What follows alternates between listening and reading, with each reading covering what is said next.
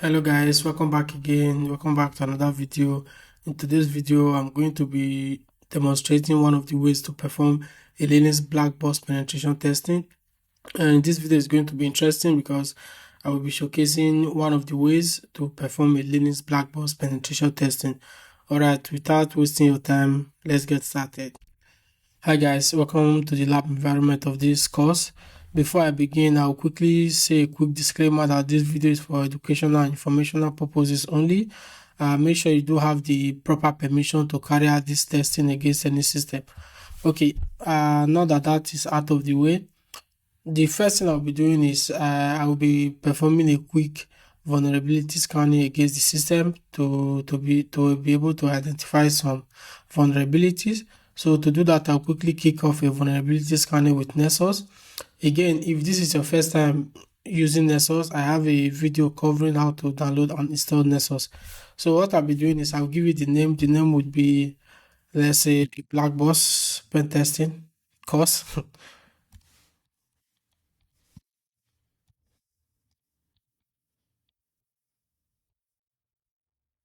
The description, I'll leave it empty. Now the next thing is the target. I'll give you the target, which is 10.2. All right. Now here we have some quick configuration. For example, if you want to perform a credential scan, then you can perform on SSH. All you have to do is give it the respective credentials. We also have the capabilities to use plugin, but I'm not doing that in this video. I'm performing a quick vulnerability scanning. So anyway, what I'll be doing, I don't want to schedule it anyway, and I don't need a notification when the scan is complete. Now the next thing is the discovery option. The scan type, I want to scan all, let's say all ports in this case, and the assessment would be scan type. I will scan for the I will leave it in the default and the report as well. Scan type, of course, I will scan with the low band. I will leave it in default as well. And for now, that is all we have to do, and I will save it. Now it's time to launch the scan. So what I will do, I'll quickly launch the scan. Alright, the scan has started. Now that the scan has started, the next step would be to go back and enumerate the system while the scan is running. We enumerate the system manually. Alright guys, now it's time to enumerate the system manually. What I'll be doing is I will quickly perform an nmap scan to identify some open port and services.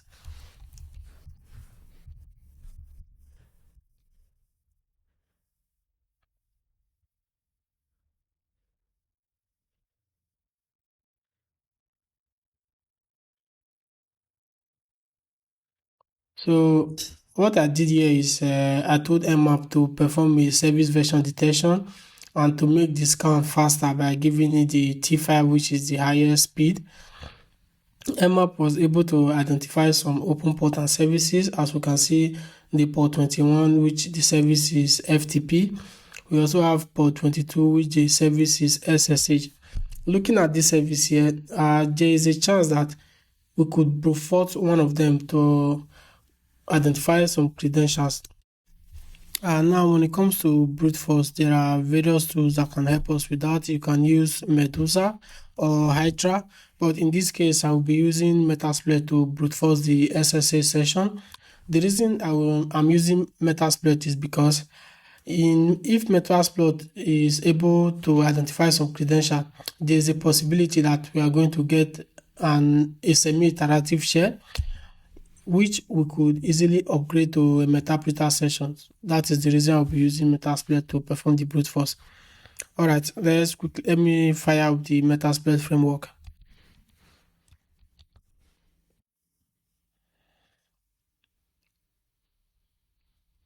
Right, Metasploit is starting. We have to wait for a few seconds.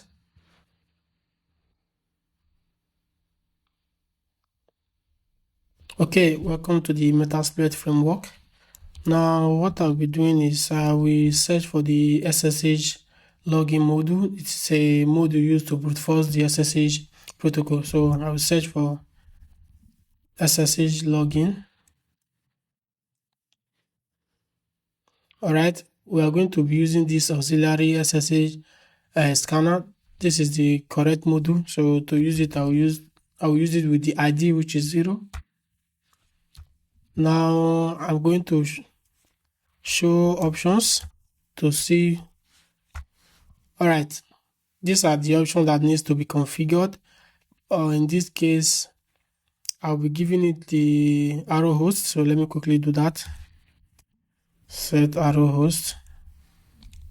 We'll give it the target.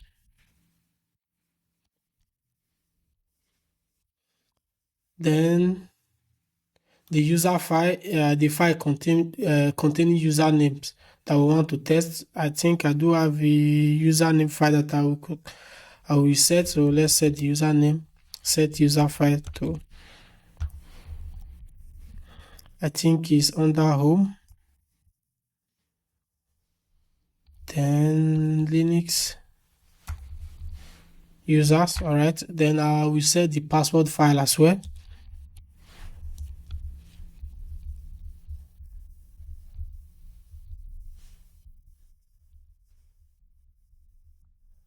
Stay under home.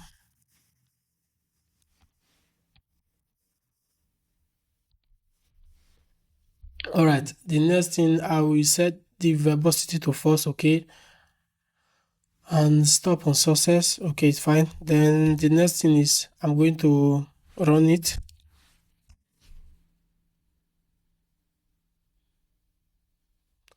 Think what is wrong? Let me set the host again.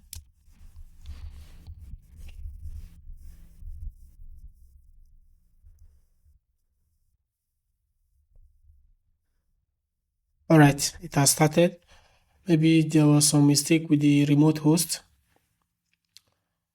As you can see, the brute force started and we already got a success.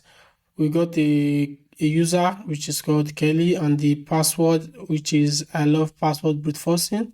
And like what I said earlier, Metasploit has successfully spun up an interactive shares. So to do that, I'm going to upgrade the share to Metapreter session. All right, let's list the sessions. As you can see, we have the session ID number, this one. The type is a Linux share and it is SSH. All right, I'm going to upgrade the session to Metapreter session. So to do that, I will simply say session dash upgrade. The ID is 1.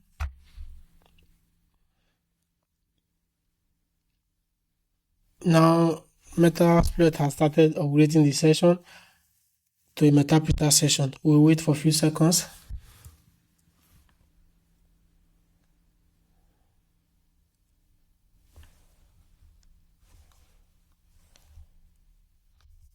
Right. We have successfully opened the Metapreter session. So, okay, to do that, let's list the session again.